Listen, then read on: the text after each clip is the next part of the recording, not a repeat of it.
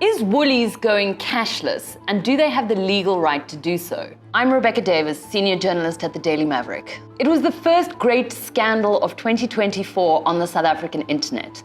The news that one of the country's best-loved supermarket chains would be going cashless. But as is so often the case, the idea that Woolies would soon only accept cards turned out to be only a tiny bit true.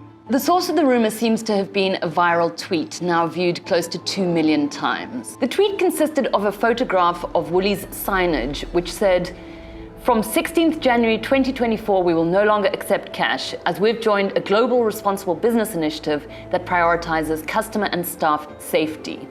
We're sorry for any inconvenience."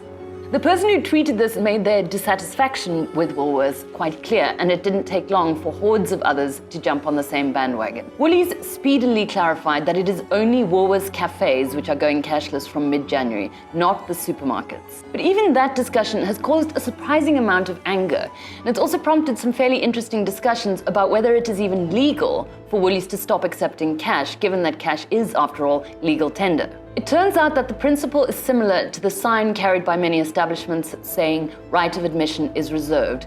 Woolies just has the legal right to determine how people should pay in its shops. They also, incidentally, have a very good reason for cutting out cash, and that is the insane risks associated with transporting cash in this country currently, which also makes it a very expensive business.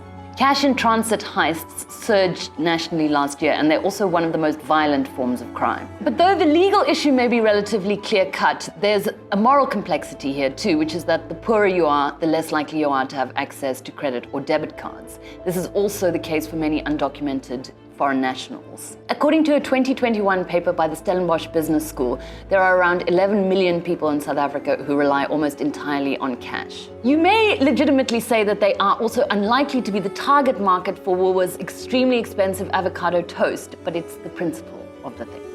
There's also an element of conspiratorial thinking in all of this. Some people are just fundamentally opposed to using cards because they hate the idea that the man is tracking them in some way. The bad news is that your phone already has you under far more rigorous surveillance.